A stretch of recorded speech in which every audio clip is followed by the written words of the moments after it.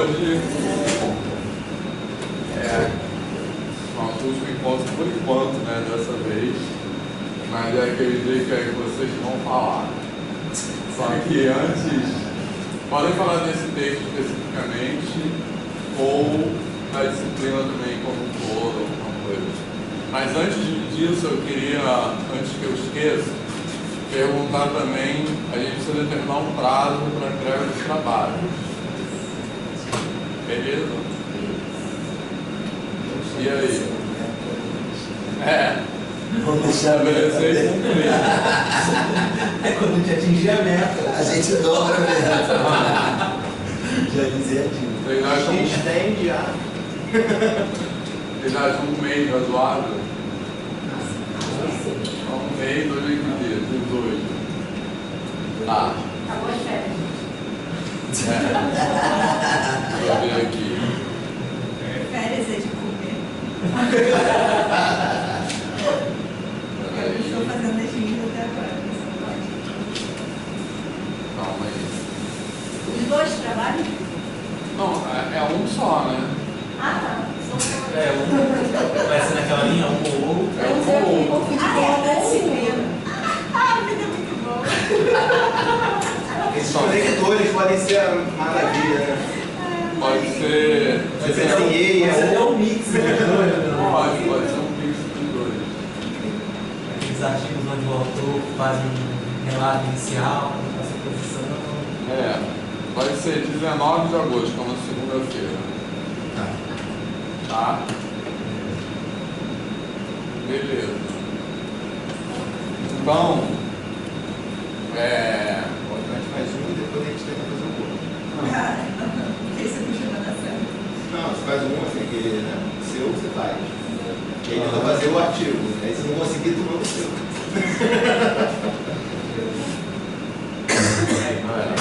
Acabou pra gente. Gente dedicada no Sempre tem um aluno, né? Você tá na primeira fileira, sempre tem, toda a turma.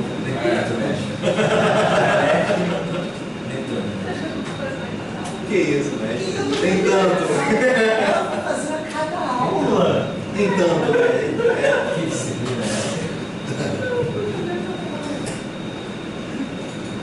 tá, então. Mas tem perspectiva de formação de professores dois ou... Não sei.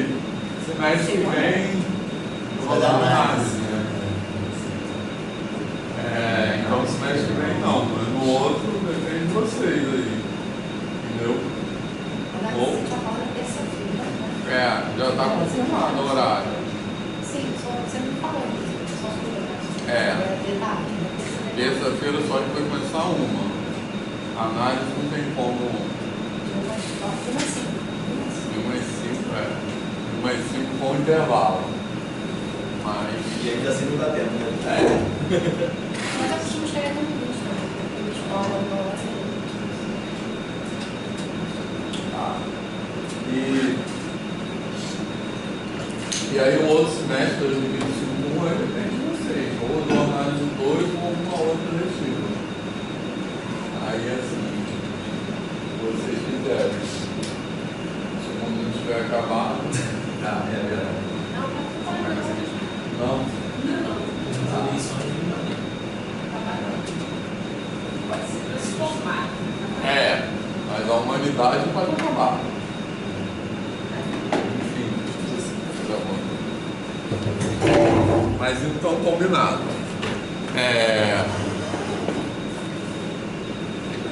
Tá. Tem muita coisa que a gente não viu aqui, né? Que aquilo que eu falei.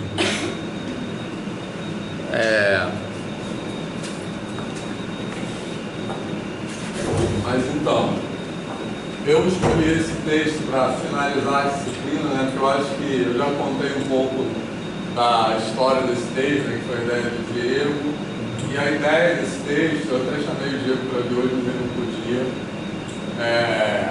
A ideia desse texto, eu acho que eu escolhi para acabar, porque eu acho que ele representa um pouco a ideia que eu tive com essa disciplina, que é basicamente falar de formação de professores a partir de outras referências. Né? Assim, Então, é um pouco, que é muito, eu não assisti aula sobre branquitude, né? Branquitude tem muito essa questão, né? Que é inverter o ponto a partir do qual nós olhamos as coisas. Né? Então, essa é sabedoria. Então, nesse texto, né, eu escolhi por isso. A gente está trazendo o samba como conhecimento. Não é o samba como alegoria, como epígrafe, nem o samba como objeto. Né, assim. Porque eu acho que a grande virada epistemológica e política é que na academia, convencionalmente, as sabedorias não eurocêntricas, né, de matriz africana e de matriz originária, indígena, elas sempre estão no lugar de objeto. Quer dizer, de um tempo para cá já tem sido. Elas estão no lugar de objeto, elas são estudadas a partir das referências teóricas eurocêntricas. E isso, obviamente, cria um vício de origem, né? Como a gente já comentou algumas vezes, cria um viés de origem, né? Porque necessariamente quando você olha essas sabedorias a partir dessas referências, elas vão ser olhadas como algo inferior, né? Certo? Então a ideia é ter essas sabedorias como referência, não como objeto. Né? Então é aprender com elas. Né? Esse é o grande movimento que os autores que falam de humanidade chamam de desaprendizagem. Né? Você desaprender é um processo que nunca acaba, porque a gente nunca consegue se libertar totalmente daquilo dentro do que nós fomos criados, né? Nós fomos constituídos. Então, eu acho que eu escolhi esse texto por isso, né? Eu acho que ele representa isso. Né? E a gente precisa, o primeiro, vamos dizer assim, movimento é reconhecer o quanto nós temos que aprender mesmo com essas sabedorias não eurocêntricas. Né? Não é uma coisa só de justiça social, não é apenas isso. É uma coisa que elas realmente nos ensinam coisas que, se a gente pensar no lugar de um ponto de vista brancocêntrico, eurocêntrico, ele está muito mais atrasado, realmente. Outro dia eu vi um vídeo da BBC, até botar lá, esqueci, estava contando um pouco isso, né? Assim, que como os achados, né? Porque isso teve uma virada na historiografia recentemente, né? Como alguns achados arqueológicos recentes mostram organizações sociais antes da invasão, né? Assim, no continente americano, muito mais sofisticadas assim, do que as organizações sociais contemporâneas a essas na Europa. Né? Então, enquanto a Europa inteira estava mergulhada no absolutismo, era tudo rei, né? Assim, tudo sistemas, monarquias, aqui tinha vários, no continente americano, né? Tinha vários outros esquemas, outros regimes, né? Assim, muito mais democráticos, né? Então, assim, em vários aspectos. Lugar da mulher, participação popular, né? Assim, aqui já tinham modelos como se fosse uma assembleia, né, assim, e lá não tinha nada perto disso. Então não é só uma questão de justiça social, é uma questão de reconhecer a aprendizagem a partir dessas sabedorias como um momento civilizatório, né, para as culturas eurocêntricas e brancocêntricas. Então é um pouco por isso que esse texto é um pouco, vem dessa tentativa, né, desse movimento de desaprendizagem. Então é isso. Então, agora quem quer falar? Que vejo como um desafio, né? A gente que está no chão da escola, a gente está também aqui na formação de professores, tentar pegar essas contribuições e tirar esse olhar, né? Observar de fora, mas sobre o prisma branco, assim. E isso me remete muito ao que você falou várias vezes aqui sobre a questão do Mancala, né? Não adianta você pegar Mancala, olha só, a sabedoria africana no jogo. Mas você extrair dali o que pode ser questionador para o vendedor. O que aquela sabedoria nos faz questionar desse mundo que a gente está. Né? É difícil isso, porque, é claro, para mim está sendo assim, muito desafiador e também, vou dizer assim, surpreendente lidar com essa literatura, né? Literatura decolonial. Descobrir a literatura decolonial é uma coisa que eu não tinha contato. E eu cheguei até a fazer um movimento, comprei até um livro, que é fruto de uma tese de uma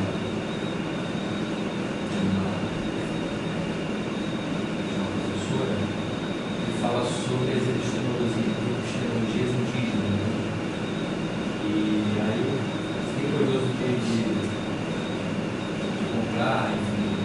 Isso me despertou muita curiosidade, até mesmo para saber como é que isso pode ser levado para a escola, como é que isso pode ser levado para a formação. Né? Professores, como é que essa, vamos dizer assim, essa reação, né? Tanto de alunos de ensino básico como de graduação, a esses ensinamentos, até mesmo a gente. Né? Tem até o tempo inteiro, né? Vamos dizer assim, tirar as capas, né? Vamos dizer assim, de visões que você às vezes vê aquela coisa de uma forma distorcida.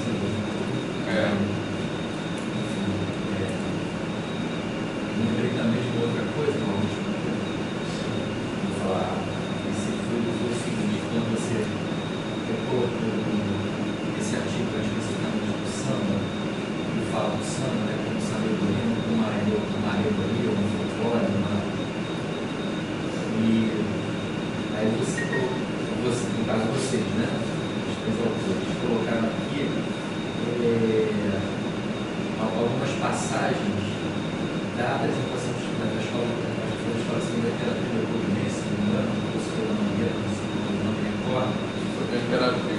Aí vocês falavam assim, a igreja do minuto tal e outro tal.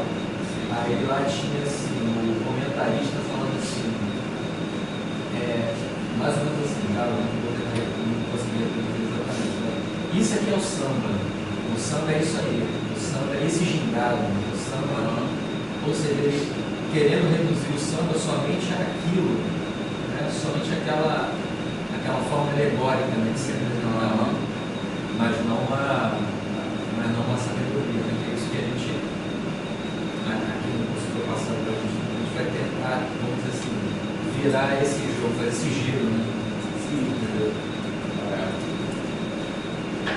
Essa é a tentativa, né? Assim, acho que isso tem muito que aprender mesmo, né? Assim, tem muito que... Porque se colocar aberto para essa mudança de perspectiva é só no começo, né? Assim, mas eu sinto falta disso, eu mesmo, de estudar mesmo essas epistemologias. Tem um cara que é o Renato Nogueira, da Rural, não sei se vocês conhecem. E ele é filosofia, né? E ele estuda a fundo mesmo. Filosofia de origem africana. Assim. Ele está visitando comunidades, as comunidades bem, mas afastada mesmo, fazendo um estudo lá nessas comunidades. não sabia. Ele é incrível. Ele estuda essas epistemologias? Ele é professor da Rural. Mas ele estuda, ele tem até um canal no YouTube. Ele fala disso, bem legal. Ele tem até livro infantil. Ele tem livro infantil, histórias. Tem? Cujos personagens são mesmo. O livro dele está na minha lista, mas é difícil. Acho que ele tem. Então ele é uma pessoa que a gente poderia chamar aqui. Ele também tem uma agenda meio difícil, mas se chamar lá também. posso falar de maneira. Mas não é impossível. Mas, Roger, quer falar? Um ponto que repetimos bastante nesse texto, bem complicado ao samba, mas essa questão de como você gera, eu não sei se eu consigo dizer, estericídio, né? E eu fiquei fazendo uma correlação com a questão da biologia.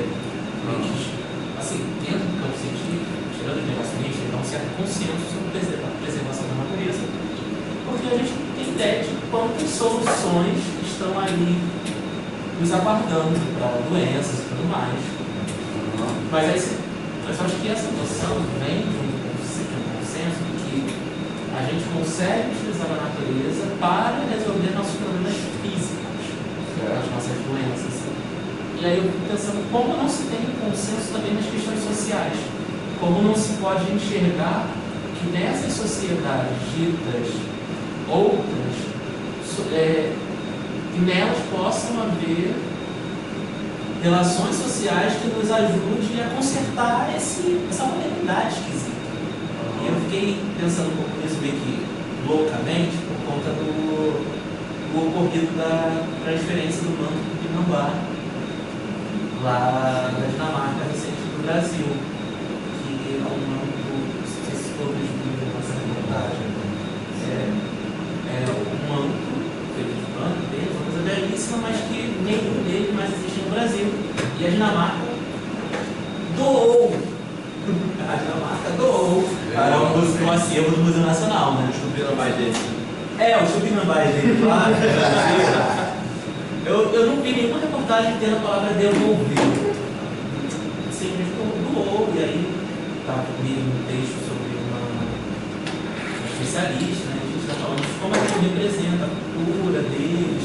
E aí, engraçado que a gente vai fazendo umas conexões meio loucas, na síntese que eu fiz com o Girard, ele fez aquele texto em francês, lá do período colonial, que ele falava de como era a sociedade tupinambá.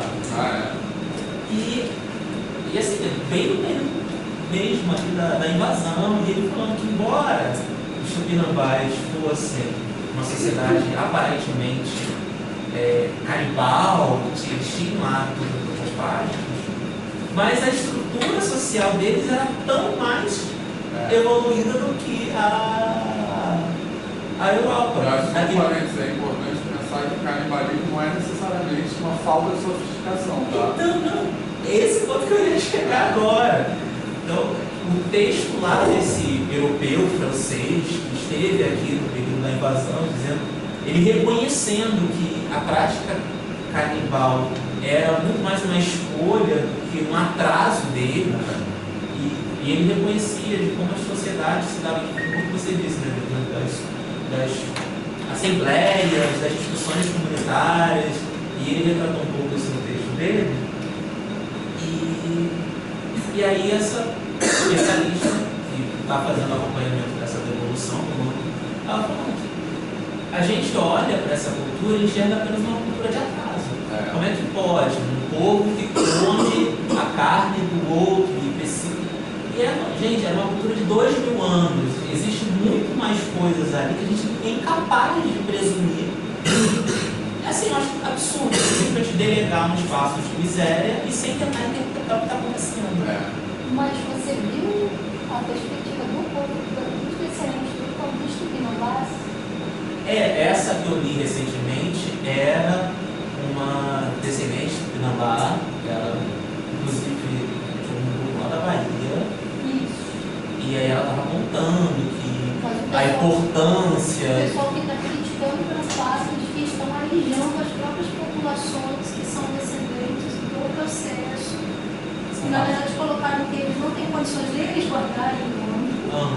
Então vai ficar no museu da universidade. E eles pediram para serem avisados quando o manto fosse entregue para eles fazerem rituais, sem um monte, porque aquilo era importante para eles e nem sequer avisados eles foram. Então tem uma outra perspectiva que é das populações fazendo essa reclamação com relação ao meio acadêmico que habita as próprias populações que originalmente estavam associadas que não vai, está tudo fora. Mas é engraçado que isso dialoga muito com o texto, né? Porque o texto que ele fala essa questão de separação, o que é acadêmico, o que é cultura popular e o que é o ambiente escolar. Eu estava lendo sobre isso, pensei que você ia falar disso. Não, eu estava pensando como a gente às vezes, por associar ao mundo eurocêntrico a noção de modernidade, a gente está perdendo a oportunidade de enxergar outras formas de mundo, outras formas nessas culturas. E a solução pode estar ali. E de maneira muito sutil, sei lá, igual você falando de prosperidade. Eu estava comentando com o Marco, por que a matemática influenciando o PIB? Vamos encher essa universidade de pessoas da favela, pessoas negras, pessoas dos quilombos, e quem sabe daí vai emergir uma nova. Porque todo mundo fala, o problema do Brasil é sua elite, a elite brasileira. Então vamos fazer uma nova elite capaz de reconstruir um novo país a partir dessas outras culturas. Se eu estou viajando num sonho, isso nunca vai acontecer. Eu gostaria muito que fosse. Mas é questão da utopia, nunca vai acontecer. Esse é o mundo. Mas a gente tem que se colocar no movimento mesmo.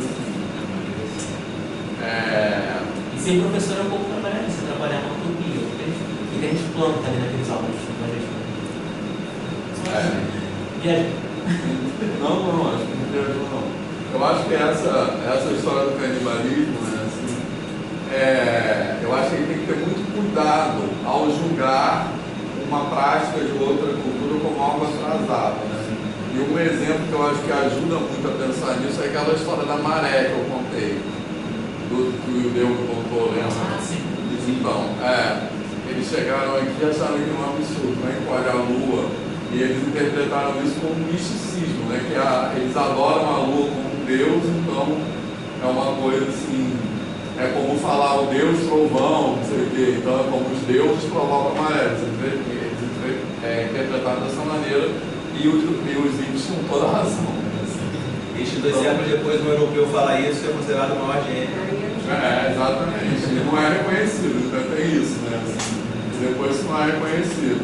Preciso dar e percorrer aqui as nossas florestas, catalogar as nossas plantas para saber que aquilo ali era medicinal ou não. Isso, coisa que já era sabida há muito tempo, de outra forma, né? E a nossa, eu sempre falo isso, eu acho que a medicina ocidental é um erro epistemológico. É uma maneira errada de ver a vida, né? Eu acho, profundamente. Eu já falei isso. Então acho que a nossa sociedade é cheia de erros epistemológicos, como essa, por isso que eu não quero aprender mesmo. Então acho que não é uma viagem isso não, acho que é isso. Eu acho que é só você pensar essa forma de estar no mundo hegemônico, ocidental, está levando para o fim da humanidade, muito claramente. Então, tipo assim, eu acho que isso joga por terra qualquer argumento que diz que essa é uma forma mais, joga por terra a ideia de progresso, né? Que essa é uma forma superior em algum sentido de habitar o planeta. Não é. Não é mesmo. Isso não é uma romantização. Porque não é mesmo. Isso é muito foda. As pessoas veem só o seu período de existência. Né? Sim, exatamente.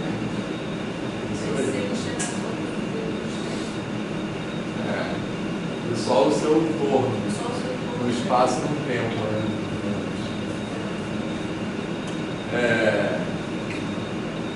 Uma coisa que eu achei muito legal no texto, assim, na verdade. Bom, tem muitas coisas muito legais, mas eu começando aqui pelo início do texto, que foi essa questão do desencanto, né? Da educação como produtora de desencanto. A educação, tal como ela é feita, né? Às vezes a sensação que eu tenho é que a escola é um lugar para domar as crianças, literalmente. Tipo assim, tem um acredito, ok, vamos esvaziar isso, vamos tirar. Né? E aí tem uma coisa que a gente tem que tomar cuidado, porque a gente pensa assim, não, mas então, por exemplo, a matemática não problematizada. Né? A matemática não, a matemática deveria nos levar a questionar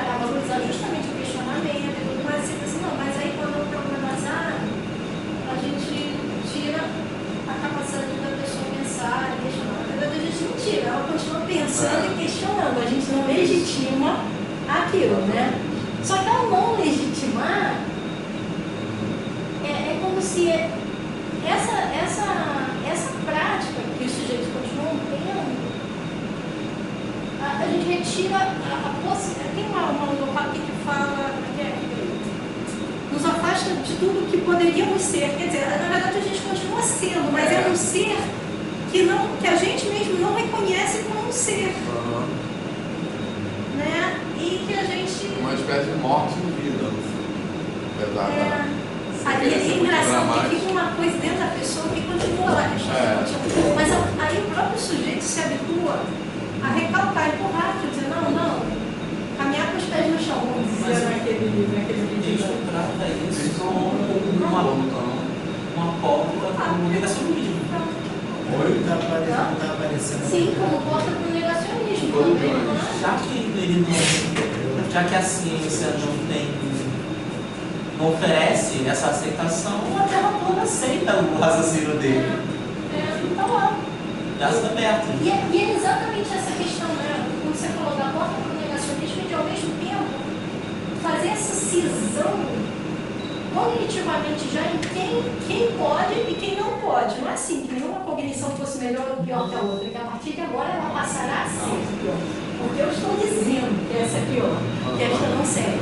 E os próprios sujeitos se conformam nestes papéis. Internalizam, exatamente, se conformam no sentido de, não, tudo bem, mas no sentido de acreditarem naquilo. Isso é muito grave, né?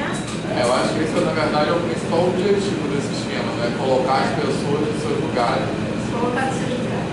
E Os lugares que elas querem. exatamente. Nos seus lugares, a partir da perspectiva daquele que quer explorar. A grande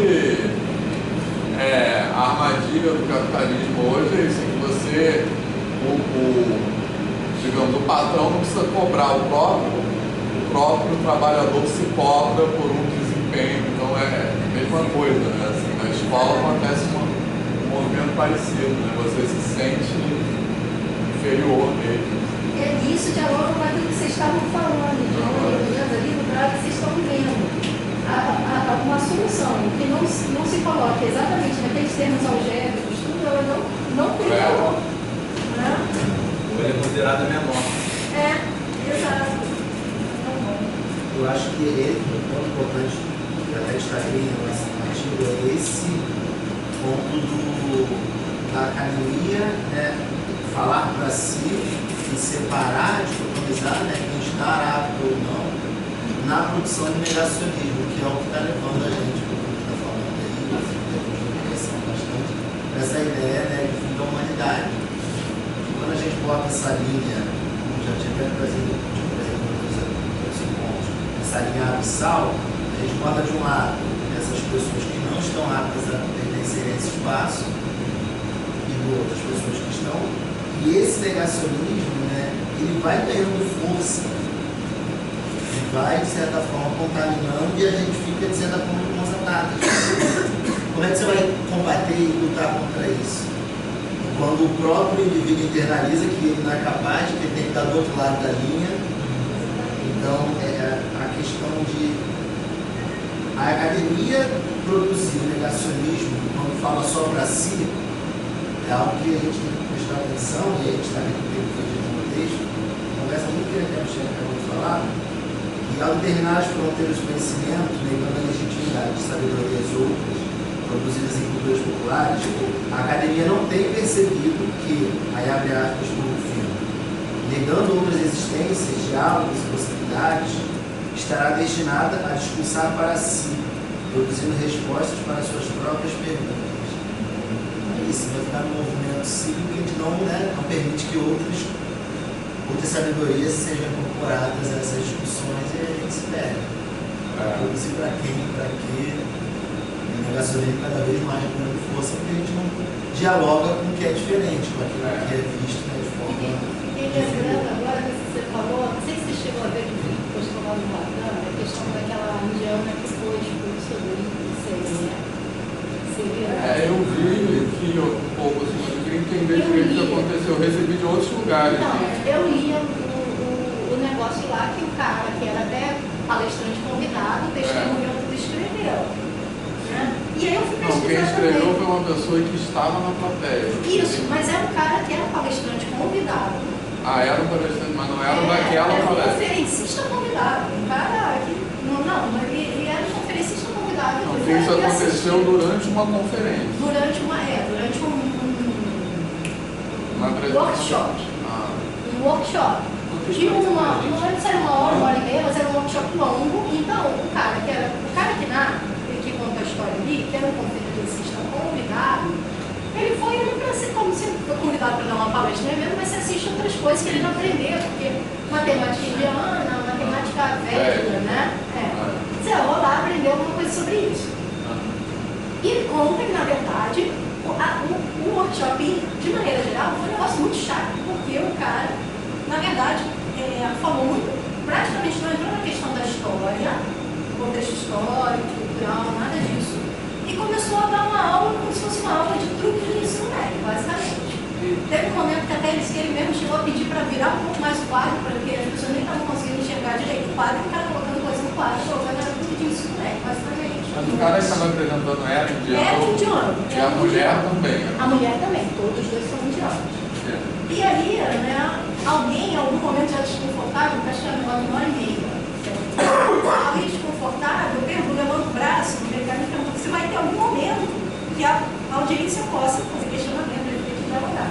E o cara, em vez de abrir nesse momento, não, ele disse sim, no final. Aí, nos últimos 15 minutos, quando abre para essa questão do diálogo e tudo, e o próprio conferencista disse que ele já estava achando que ele ia ter uma hora e meia perdida da vida dele, porque ele não conseguiu aproveitar nada daquilo que a pessoa falou. Eu achava que ele tinha perdido uma hora e meia da vida. O que salvou foi a mulher que levanta aquele diálogo e que contextualiza, do ponto de vista histórico ali, aquilo, coloca que essa aí tem vários problemas, né? Todo mundo sabe disso que aconteceu. Tem a menor ideia do que eu falo, não tô sabendo. Menor ideia. Foi no ICME, deixa eu só. Na Austrália. Foi no ICME, na Austrália. O ICME é um evento de educação matemática que acontece grande, gigante e tal, que acontece de 4 em 4 anos, que é um evento maior de educação matemática, que é promovido pelo o ICME, com E no final, é o nome do evento, que é produzido pelo ICME, com I no final. O nome é International Conference of Mathematical Education, que é organizado pelo International Committee of Mathematical Instruction, que é o ICMAI, com I no final, que é um órgão da EMAIU, que é a União Matemática Internacional. A União Matemática Internacional tem um órgão de educação matemática, que é esse ICME, que organiza o ICME, que está sendo, e é um congresso giga, é um congresso assim, de milhares de pessoas, que está sendo, e foi fundado pelo Poincaré, assim, é um negócio bem importante, assim, está sendo, e é um congresso que é muito frequentado por pesquisadores, eu não sei qual é o caso dessa pessoa, de educação matemática, mas também por matemática, que tem aquela visão lá que nós sabemos. E esse ano está acontecendo na Austrália. Agora, sim. E acabou de acabar. E aconteceu esse episódio que houve uma discussão, que é isso que a Michelle está narrando, entre essa moça e um cara durante a apresentação dele. Em consequência disso, ela foi expulsa do evento depois. E depois retiraram a expulsão. Ela foi redimida, a credencial, acho que eu ouvi. Mas bom, não sei, pelo que eu entendi que narrava ali, ela teve que participar, foi participar de um painel no dia seguinte, ela foi escoltada. Ela foi escoltada, Isso, entrou e depois não tá. Talvez tenha uma Mas Depois do quê? O que ela falou? Pode ser, eu não sei. Não, eu ouvi a história que ela. No painel ela teve que entrou escoltada e depois foi embora, depois que participou, fez sua participação no painel, por qual ela tinha alguns livros. Então. Mas eu não sei, O pode ser fato é que que eu ela tenha foi errado. expulsa do evento. Ela não foi expulsa do evento. Então fala. Pois é, aí olha só. Era uma mas, tipo apresentação assim, sobre matemática védica. Isso. Indiana. Isso, indiano. Só que não chegou, eu não entendi nem como propriamente uma discussão. Naqueles 15 minutos, porque daí ela ficou esperando também. Quando deram espaço para falar, ela levantou e começou a explicar. Falou que, na verdade, alguns problemas. Primeiro,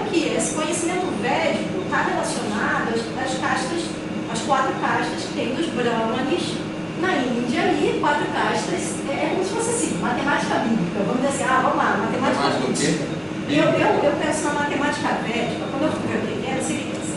Teoricamente, a ideia seria que seriam matemáticas tiradas dos Vedas. Os Vedas são os livros sagrados. Então, para a gente fazer um paralelo, imagina que alguém fosse dar uma palestra sobre matemática bíblica. Só com uma distinção, é que a Bíblia, todos discutem, de alguma forma os Vedas é como se eles fossem de domínio de certa casta, que é considerada casta superior, porque tem essas histórias das tribos, dos filhos, não sei o quê. Você tem 4 castas e, sendo a mais básica delas, por exemplo, destinada só a servir. São pessoas que existem na sociedade para servir. Seria um negócio super estratificado. Se você nasce nessa caixa, assim, caixa aí, você Não pode casar com porque acabou, você nasceu para isso. que são os párias, né, que chamam. Os detalhes O nome pária vem daí, é o nome de uma casta. Então. Pois e aí, o que aconteceu? Ela não só contextualizou, né? Nesse sentido, esse médico de matemática, Ela era indiana. Não, ela era palestrante. Não, ficou na plateia. Ela estava na plateia assistindo. O cara sim, falando sobre isso de uma forma totalmente, aparentemente, descontextualizada. Descontextualizada, segundo o próprio conferencista falou, ele colocou um monte de truque que você nem entendia. Truque para multiplicar, desse nível. Truque para fazer multiplicação rápida. Esse tipo de coisa, tá? A tal matemática. E aí ela falou mais do que isso. Ela apresentou, e eu fui pesquisar, de fato, faz lá no argumento dela, você encontra lá referência a isso. Referenciando estudos que mostram que essa suposta matemática védica, ela foi criada modernamente, de maneira razoavelmente contemporânea, sei lá, do século passado. E, na verdade, o argumento de que isso estaria nos Vedas é um argumento que não se sustenta. Entende? Inclusive, pelo que eu estava lendo, tem historiador que pegou e viu várias questões. Primeiro que aí foram perguntar ao sujeito que inicialmente começou a falar de matemática védica lá atrás, né, no século passado, de que parte dos Vedas? E aí ele responde dizendo que é de uma parte desconhecida dos Vedas. Entende? Mas aí o pessoal da linguística, da linguagem, né? É igual aquele negócio, Pitágoras, inventaram, não tem nenhuma fundamentação histórica. Exato. Os linguistas viram que os próprios textos que ele referenciava não tinham linguagem de sânscrito antigo. Era um sânscrito contemporâneo. Ou seja, inventaram uma história antiga, entende? Mas inventaram para quê? Dentro desse contexto de Vedas, de valorizar alguma coisa que historicamente está associada a uma separação de castas. E o que ela fez no final foi, segundo o que eu entendia, do que o cara escreve ali, foi dar todo esse contexto, explicar tudo isso, inclusive referenciando de todos esses autores da história da ciência que apontavam que era uma fraude a matemática, essencialmente isso, que havia uma fraude, né, no conceito dessa matemática, da origem dessa matemática velha.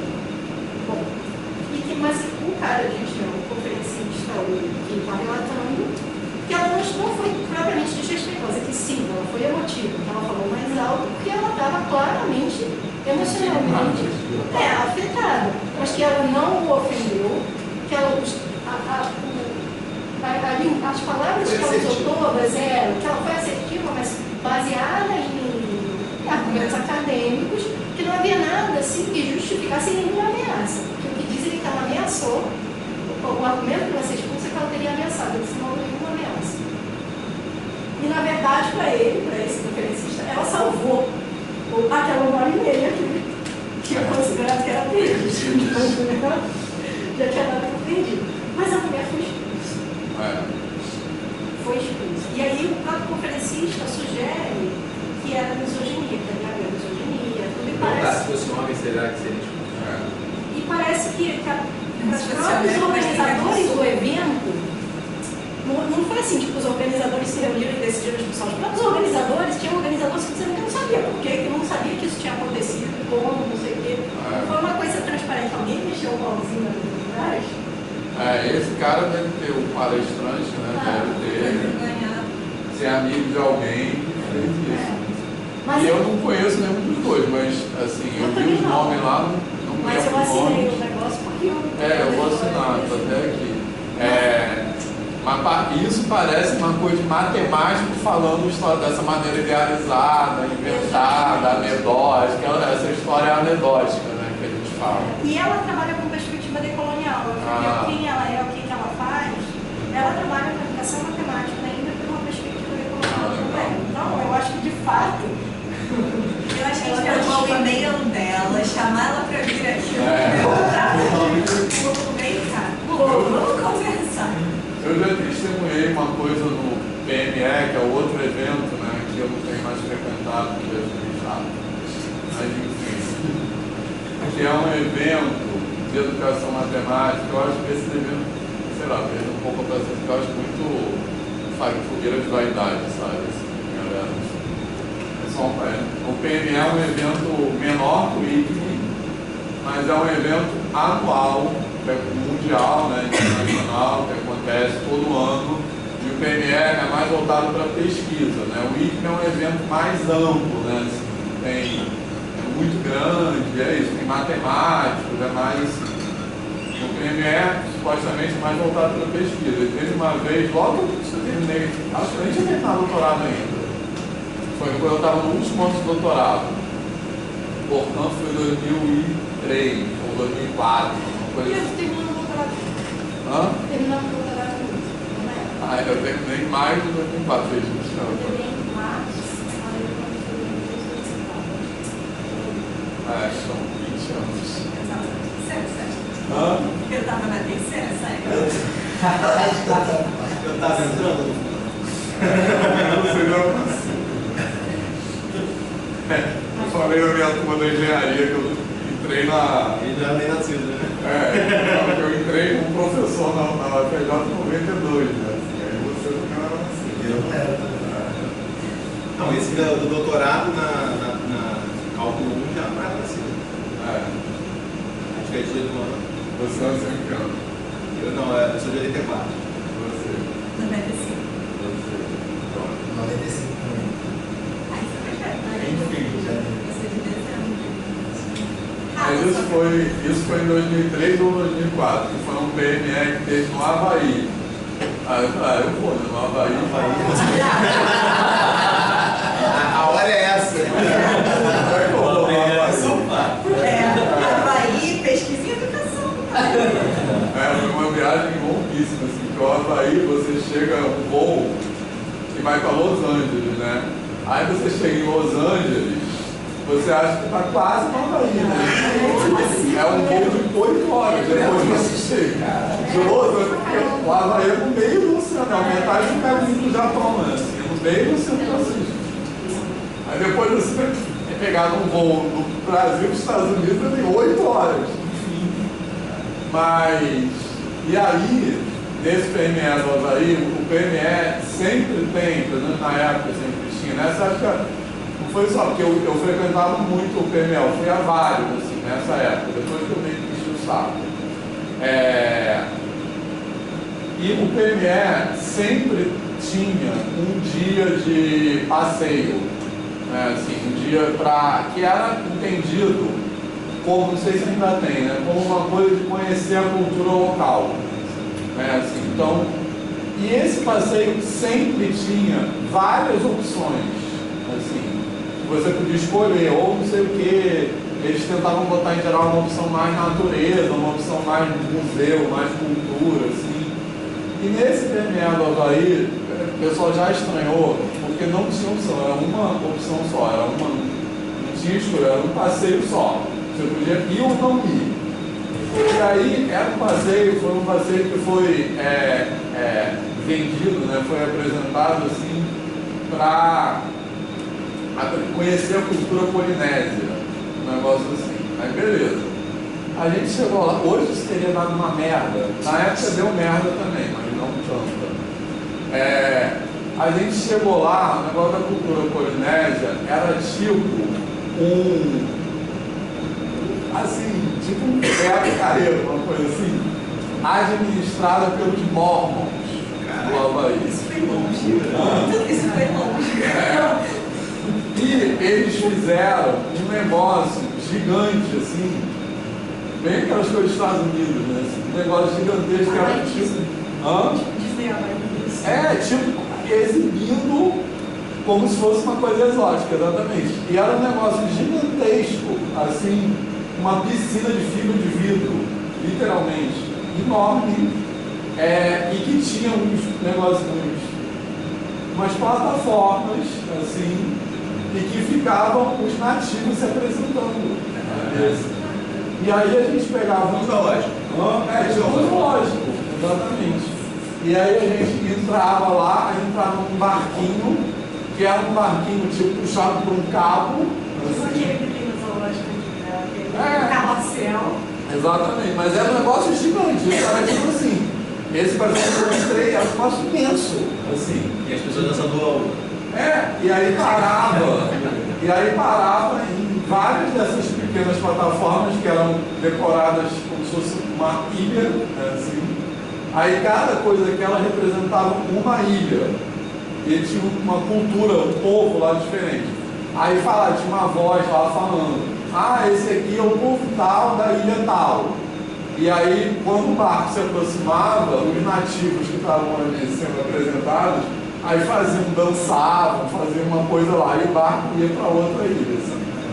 E aí, não satisfeito, no final disso tudo, deve ter tipo um show, como se fosse um Beto Carreiro mesmo, deles se apresentando, tipo um estádio gigantesco com um palco e eles se apresentando. Assim. Isso aí é bem zoológico mesmo. E aí no final do negócio teve várias pessoas que protestaram, eu também, escreveram um negócio. No dia seguinte tinha um painel lá que eles botavam de bilhete assim, aí várias pessoas tinham escrito, protestando, eu escrevi também. E na cerimônia de encerramento também, que a gente pediu a palavra, falou que se sentiu ofendido. E eles, as pessoas lá, os organizadores, que são pessoas brancas que moram no Havaí, não entenderam nada. Não, Acharam ótimo. Acharam não entendendo por que as pessoas não tinham gostado. Os turistas amam, né? Daí você vê como é que no meio do Pacífico chegou a Culturiane, tá vendo? Você vê como é que a Culturiane chegou mesmo no meio do Pacífico. Não, o Havaí é um lugar que você vê que você está nos Estados Unidos. Pelo menos depois a gente foi para. A falta de exatamente. O Honolulu. Eu conheci as outras ilhas que são menos colonizadas, né? Mas a ilha que é Oahu, se não me engano, que é onde fica o Honolulu, é totalmente Miami. Assim. E aí, e além disso, desse negócio mormon, como era administrado pelos mormons, aí a gente passou o dia inteiro lá, não tinha como sair. Porque era um negócio afastado, assim, sabe? Não tinha como você sair de lá se você quisesse. Tinha que esperar o transporte fornecido pelo evento. E aí a gente comeu lá o dia inteiro. E a comida era uma comida que não tinha tempero. Porque era o negócio dos mormons, né? Sei lá, não pode ter tempero. E aí a gente teve que comer aquela comida, uma comida horrível. O mormon não pode ter tempero, mas pode explorar as pessoas.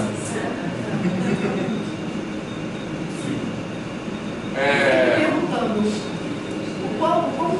qual desfile dançavam sendo administrado por mormon, que é muito normal você ver apelar para danças quando se querem fazer espetáculos, como os espetáculos de mulher. Você espetáculo do quê? De mulher. Sim, exatamente. Você apelar para o corpo, para nudez em particular, para essas questões. Os mormons também. Sabe que eu não lembro. Eu não lembro, tem muitos anos eu fiquei tão horrorizado, eu não lembro se eles estavam. Se eles exploravam ou não. Eu acho que não, assim, senão acho que eu me lembraria, assim, não tem uma lembrança disso. Eles estavam vestidos em trajes típicos, né, assim, supostamente. Então deviam estar com pouca roupa, né, mas eu não lembro disso, não tenho uma recordação disso. Que coisa estranha. Porque se só não seria uma coisa ruim se de fato fosse um aspecto cultural. Porque quando a gente vê aqui no Rio de Janeiro, a gente só anda no Natal de roupa social porque por algum motivo, mas se pudesse estava todo mundo andando biquíni na rua, porque é um calor engraçado. Então assim, deixa de ser, exatamente, tranquilamente. Mas se tem uma questão de exploração cultural, mas se de fato fosse uma questão de ser o aspecto cultural, cultural, assim, tratando às vezes qualquer coisa, né? Mas você não tem como saber. Acho que vai muito do que vocês estão comentando no começo, né? Tudo tem uma maneira de ser feita. Tudo, acho que foi o que você estava falando, né? Tudo tem uma maneira que pode ser para bem ou para mal. Se você vai fazer uma... Claro, obviamente não é nesse contexto, mas assim, imagina um paralelo em que você de fato monta um circuito de apresentações e que de fato você tenha pessoas que estão fazendo uma divulgação cultural e fazendo micro apresentações que vêm da uma dança típica, ou vão apresentar um pedaço da culinária local, alguma coisa assim. Isso por si só não é ruim. Inclusive tem um potencial de ser muito legal, né? Ao contrário, dependendo da forma como você faz, que obviamente não foi uma forma boa, mas assim, quando você pensa que a ideia, quando você descreve a ideia, só você pode perguntar ela de qualquer maneira. E aí o que você faz depois é outra coisa. Exatamente, E foi apresentado assim, foi sentido assim. Só uma coisa para voltar, porque aí a gente vai para outras coisas, né? Mas só para linkar de volta, por que eu citei, a gente acabou indo para a questão da Indiana e tudo? Porque você estava falando, o Johnny estava falando dessa questão, e desculpa, Johnny, da academia que acaba então falando para si própria. E isso me recordou essa ideia de uma matemática construída dando uma casta, ou proposta, inclusive com um passado histórico que é construído hoje, para de fato, não é que é um erro que fique ali naquele grupo fechado. É que o objetivo é esse. Exatamente, É ter essa casta da academia, que a academia se regozija com isso, com o fato de que nós somos uma casta. Nós podemos aqui falar isso. A ideia é selecionar mesmo e manter a cara dessa casta, né? Não ter outras pessoas falando outras coisas. Exatamente. E o que é fantástico na ideia das encruzilhadas, como vocês colocam, é exatamente quebrar com isso. É fazer esse cruzamento. É dizer, não, eu não vou jogar fora isso, mas eu vou cruzar isso com outra coisa. Só aproveitando uma coisa, o conceito de cruzo, que a gente fala, que é o conceito que o Rufino usa, é diferente de sincretismo. Porque o sincretismo tem a ver com essa ideia, com essa coisa de... O cruzo tem a ver com a capoeira, né? O cruzo é tipo assim, que a gente fala nesse texto, a gente não fala isso não, no outro. Fala assim. Um aspecto central da pedagogia do Rufino, esse atravessamento é representado pelo conceito teórico metodológico de cruzo, descrito como a arte da rasura que transgride conceitos e sentidos normativos, ressignificando-os com possibilidade de reinvenção da vida a partir do cruzamento com perspectivas historicamente subalternizadas, como uma prática que visa produzir encantamento e relações universais entre saberes socialmente produzidos. Então, isso é diferente de sincretismo, tá? Porque o sincretismo é a colonização mesmo, né? Quem faz muito essa crítica, marcando isso que você está falando, que o sincretismo, além de representar a colonização, é como se ele enfraquece, né? Ele esvazia. É a própria Leda. Pois é. Eu tenho que estudar mais a Leda. Então, é isso. O Rufino deve ter aprendido isso. Eu acho. Mas ela não explora... Mas ela não fala essa ideia de cruzo, né? Essa ideia ela não leva tão longe quanto o Rufino. Então, assim, o único problema dele realmente é não citar. O Arnold dele. Por isso que naquela... Eu acho que foi naquele negócio, naquela aula isso e tal, tem algum momento que eu vi que falando, fazendo uma crítica ao uso da pedagogia das encruzilhadas de uma forma sem fundamento, entende? Como se fosse assim, beleza, então agora eu posso lá pegar coisa e dizer que eu tô... Ele fala que isso tem um... Ele quem fala? Eu acho que foi lá, mas ele fala que não é alguma coisa que eu vi, foi alguma coisa que eu vi, talvez tenha sido naquela aula, possível, ele fala isso sempre. E dizendo isso. Porque ele é um plano disso. Isso, exato, que a pessoa. Ele é feito, ele é realmente. Tem noção do feito. Ele é de Oxóssi, com Oxum, ele é bem. Aí tem essa questão de se apropriar, né? Você percebe que a pessoa está se apropriando, está falando aquilo, sem sequer saber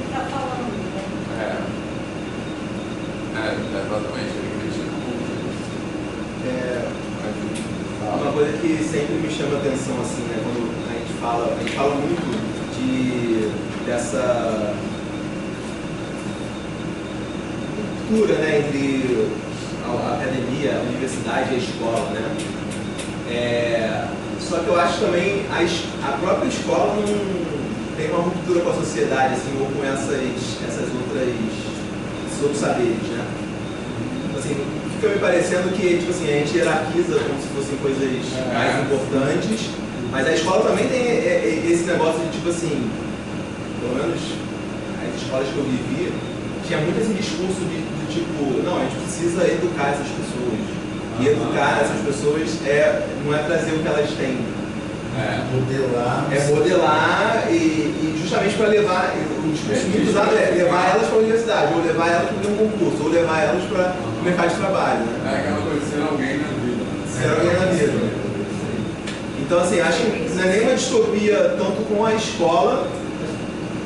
Mas eu acho que a ideia da encruzilhada que a Michele falou de atravessamento, as pessoas precisam ser alguém na vida, mas para poder depois transformar a própria essência da vida.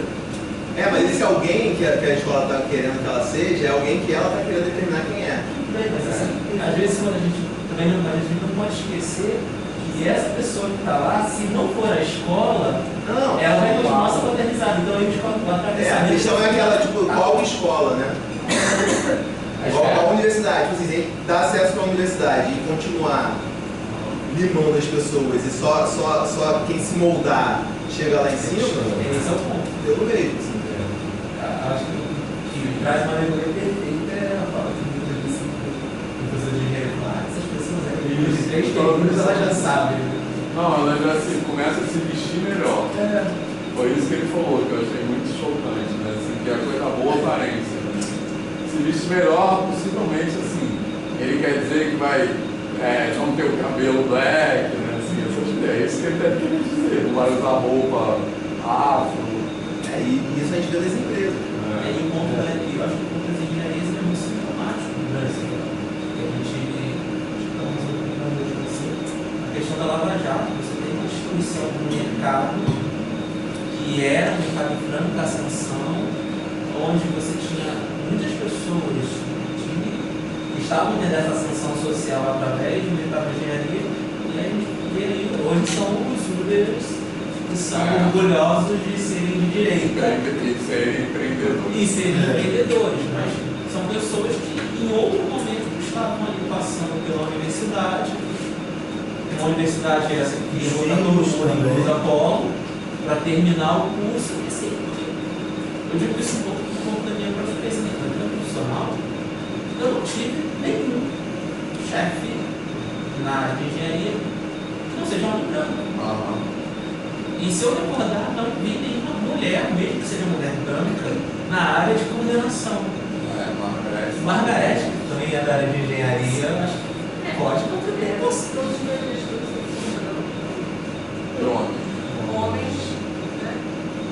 Eu cheguei a ser gestor numa época, certo? Mas é muito raro. Muito raro. Aí a sua empresa Eu fiquei por muito pouco tempo, assim, uma parte da minha vida é estatal? ela Em é algum estatal. momento é um pouco diferente. Eu fiz concurso, né? Eu fui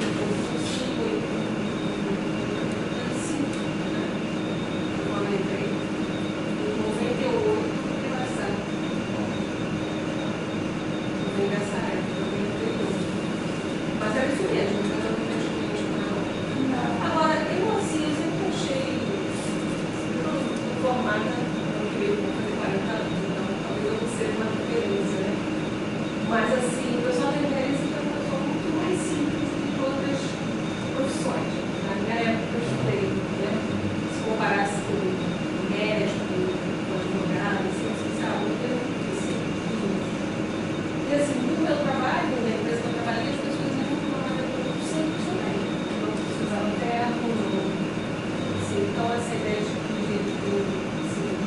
desse vestimento, então pode ser uma coisa direta. Você não vai no passado, né? No tempo.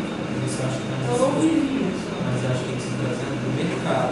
Não uma sintonia entre o mercado e a universidade. A universidade pode ser outra coisa. O engenheiro da universidade. Eu estou falando do engenheiro Do campo. do campo.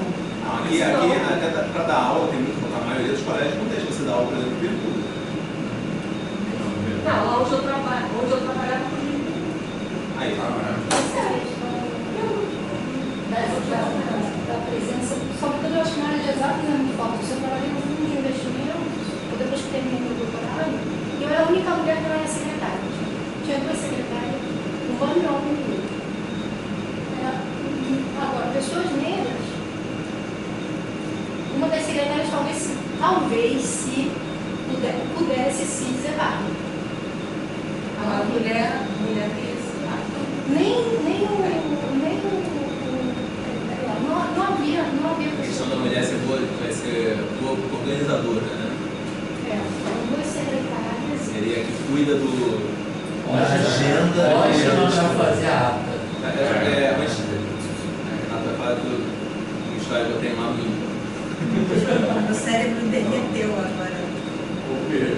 Não, com essa essa questão da tipo, o lugar da mulher é ser secretária, organizadora. É muito parecido com o da professora do Fundo 1, né? Sim, Tem esse papel de cuidadora. Sei lá, meu olho virou tão fundo que acho que eu vi meu cérebro. Mas não era isso que eu ia dizer. Eu ia comentar como esse complemento que a gente está falando de dentro da UFRJ, mas que quando você olha para universidades e faculdades particulares, isso já é um outro mundo, né? E muito... Eu não sei, eu nunca estive dentro, só para nível de visita ou de assistir palestra, eu nunca fiz um curso ou qualquer de gênero dentro de uma faculdade particular para você dizer como é que é o dia a dia dentro, né? Falar sobre qual tipo de alguma coisa do gênero. Eu falo muito da experiência de amigos que se formaram em faculdades particulares aqui no Rio e que comentam sobre a vida de dentro. Mas o que eu tenho visto, até de alguns alunos dando aula na Zona Sul, você legalmente tem esse tipo de conversa com eles. Eu lembro da minha época de vestibular, que isso já era uma coisa comentada mesmo, e que volta um pouco para o negacionismo que a gente estava falando, que é a ideia do... É como se as universidades públicas fizessem um aquário, e aí a gente está aqui de peixinho aqui dentro. E aí eu imagino, aos poucos, uma pressão social que é como se você estivesse muito devagarinho pegando um martelinho e batendo no lateral do seu aquário. E aí você está muito confortável dentro do seu aquário. Assim, você é um peixinho, alguém vem te dar comida, você está feliz ali dentro, você não tem motivo para sair. Mas aí, você tem não só essa questão de estar desconectado com o lado de fora, mas você se priva de ver que estão ruindo a sua imagem por fora, enquanto você está muito feliz olhando a sua imagem no céu. E você contribuindo, e isso é ótimo. Professores mais ainda. Não, mas a cada vez que eu vejo um aluno, professor, qualquer coisa que seja, quando alguém de fora, que não está de nenhuma forma ligado à mensagem estadual, federal e pública, de modo geral, dizendo que aqui dentro é só bagunça, que falta de consumo de drogas, existe, mas existe também muitas outras coisas, isso também existe em outros lugares, então... Essa produção pode. Exato. Mas ajuda. E vai. Olha aí a pessoa, né? Olha o peixe dentro da aquário. E aí, mas que eu vejo. Experiência própria. Aí o negócio é que eu vejo esses alunos dizendo, tipo, os meus pais não querem. Tipo, eles têm 16, 17 anos, eles não têm essa formação de opinião própria ainda nesse nível. Mas quando você vê os pais que talvez estejam nos 30 e poucos, chegando nos 40, dizendo, não, vai para uma faculdade particular, porque ela é muito mais sério. E a gente quer convencer os outros de que o que está acontecendo dentro da universidade pública é bom e é relevante, etc. Não tem que não estar e só está feliz aqui dentro. E enquanto isso, aos poucos, não é só dizer, tipo, aos poucos eu vejo essa imagem de botar a banca do tipo, tal coisa é boa porque foi feita no FRJ, tal coisa é boa porque foi feita na USP.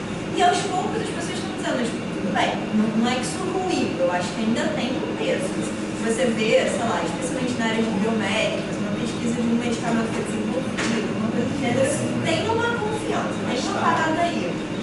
Mas que está ao mesmo tempo, isso por enquanto está convivendo com mas você não quer entrar numa universidade pública aqui do Rio, porque olha a bagunça que é dentro. Você vai querer ficar encarando greve, você vai querer, cara, fazer isso tudo.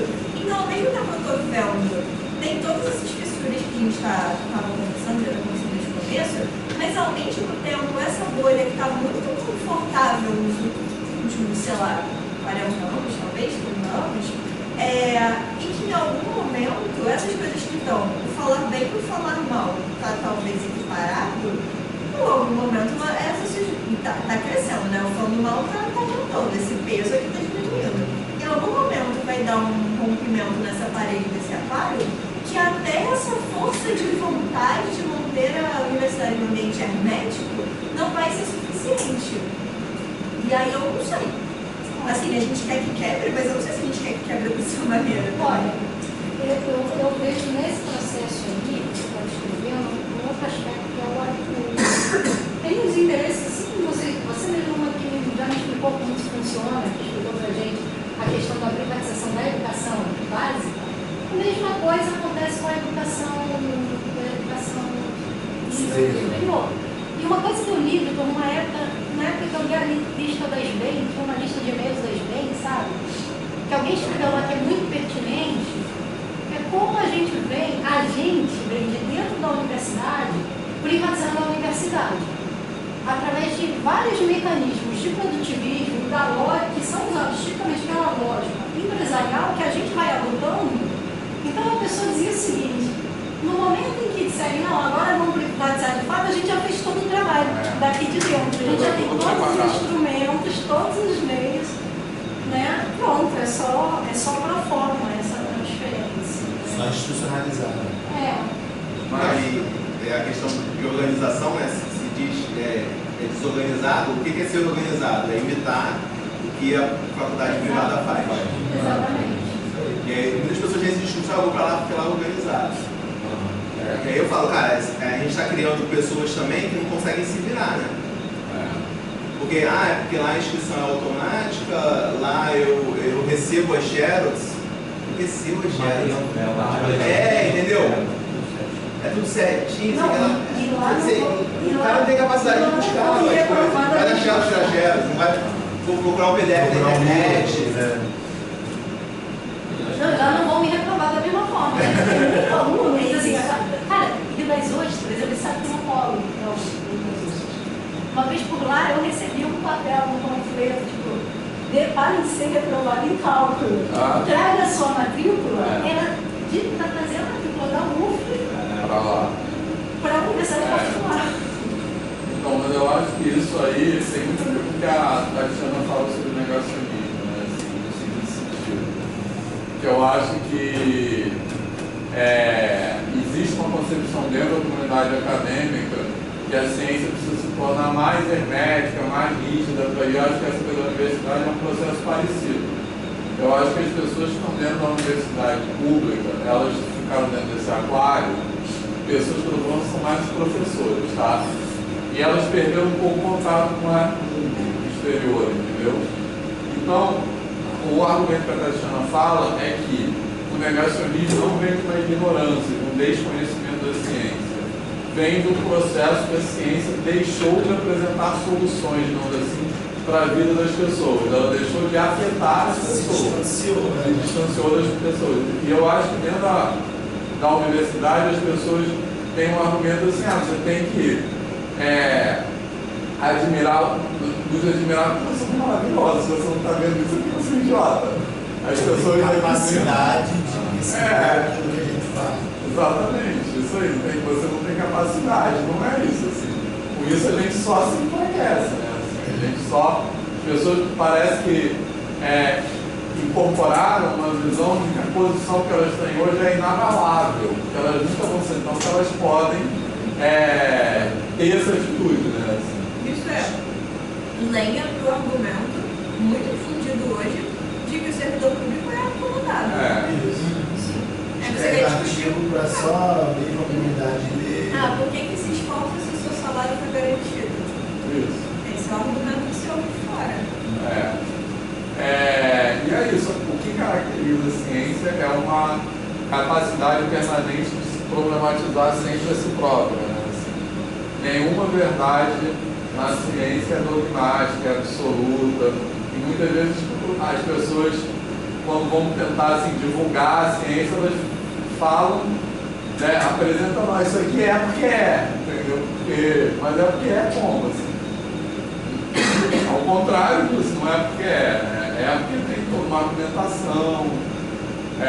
E acho que uma coisa, essa lógica é parecida com a defesa da universidade pelas pessoas que estão na universidade. Vocês têm que gostar de mim porque eu não sou maravilhosa, eu sou foda. E quem pensa diferente, né? É isso, o argumento que o Alan fala, a ciência sempre foi historicamente negacionista, né? Porque sempre selecionou pontos de vista e selecionou pessoas que poderiam estar ali dentro falando das coisas, né? Por isso, exatamente por isso, que aí está a grande falha nessa questão do aquário, é que aqui na universidade eu acho que existe uma concepção que as pessoas em alguma medida, mesmo que inconscientemente, trabalham com isso, que a qualidade acadêmica é oposta à democratização. Vai entrar gente aqui que não está preparada e aí vai cair o nível. As pessoas trabalham com isso em alguma medida, né? E a gente tem que se livrar disso completamente, que é ao contrário. A democratização que garante a qualidade. Não existe qualidade, eu acho que por dois motivos, né? Assim, porque primeiro fica uma coisa viciada mesmo, né? Ficam as mesmas pessoas falando as mesmas coisas. E restrita uma pessoa, um grupo muito pequeno. Oi? E restrita um grupo muito Restrita pequeno. um grupo Que era as mesmas que era a escola ideias. pública do passado.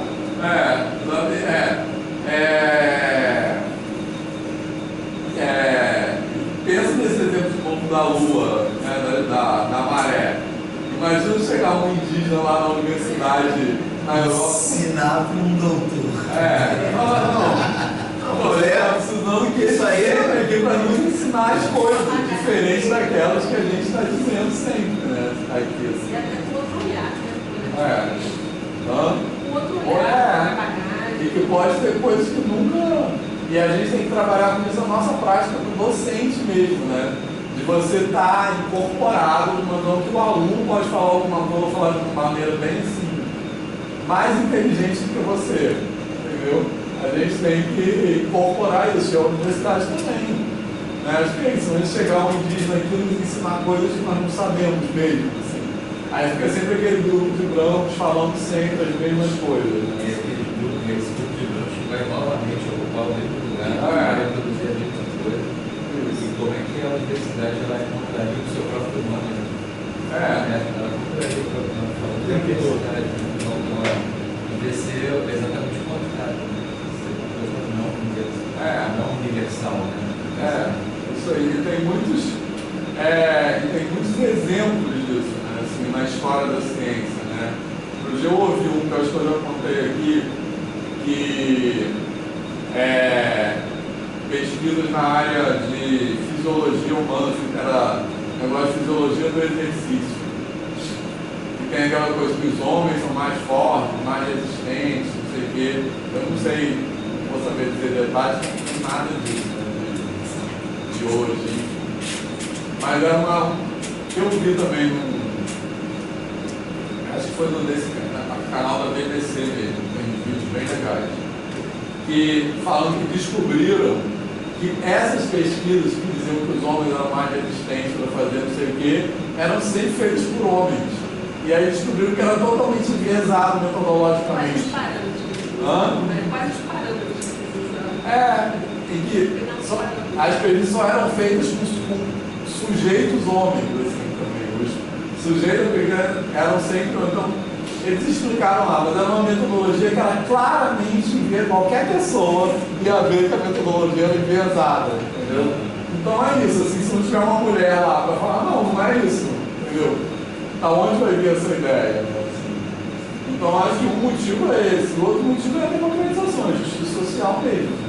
Eu fiz uma roda de conversa para conhecer com ingressos, no máximo 3 anos aqui. E assim, quando eles dizerem assim, que eles achavam que sabiam matemática, quando entraram aqui para a faculdade, eles sabem, encontraram muitas dificuldades e saíram dela achando que não sabiam mais matemática.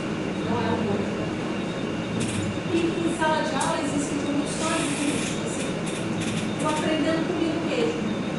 Com erros e acertos, mas eu comigo mesmo. Sem ouvir um outro professor fazendo diferente.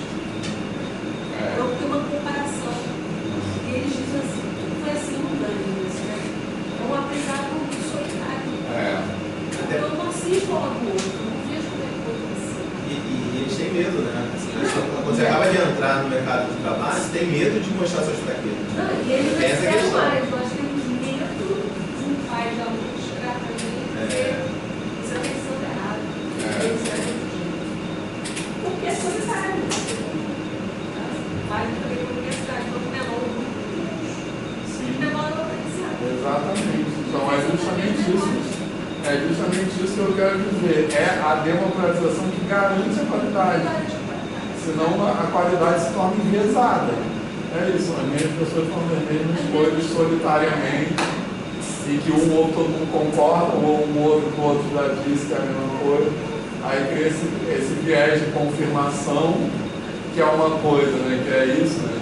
Você filtra aquilo que você quer saber, que a ciência critica tanto e que isso acontece dentro da ciência, que é a falta de democracia que promove isso. Acho que isso é bem grave. Mas vamos lá, Eu queria só fazer uma parte da analogia do aquário, porque eu trouxe um pouco na minha cabeça, eu achei interessante isso, quem está tentando por fora quebrar. E aí eu lembrei de algumas coisas assim, meio dando uma outra puxada. Cada vez o grupo está mais restrito dentro do aquário.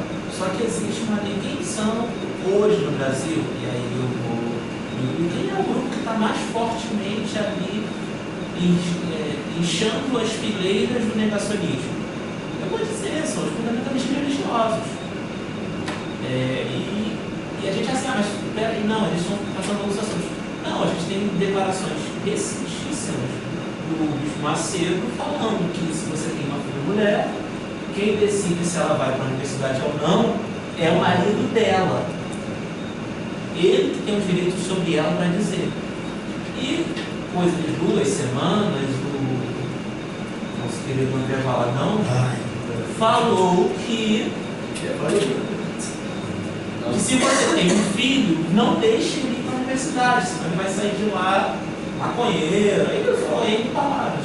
Mas assim, isso não tem efeito, é só um pastor maluco. A população hoje evangélica no Brasil são 30%, alguns estimam que está chegando a 1/3 da população. E se você pegar dentro do campo evangélico, quem é progressista é uma minoria. É uma minoria mínima, assim, insignificante. Porque até questão da igreja ter se alocado na periferia, são pessoas mais fáceis de inculcar essas ideias fascistas e tudo mais. Então, e existe toda uma teoria por trás, chamada teologia do domínio, e aí quem pratica isso muito fortemente é o Bispo Macedo, e aí tem 2 canais de televisão. É um projeto de poder, não, mas existe um livro, existe todo um teórico estadunidense, da qual ele segue piamente, e quando ele conseguir atingir a população de 50%, o número de 50%, ele é capaz de dominar o Estado dentro do Estado. Aquilo que você disse, a universidade já vai ter que ser isso, ele vai ter um Estado teocrático sem ter declarado isso, diferente do Irã.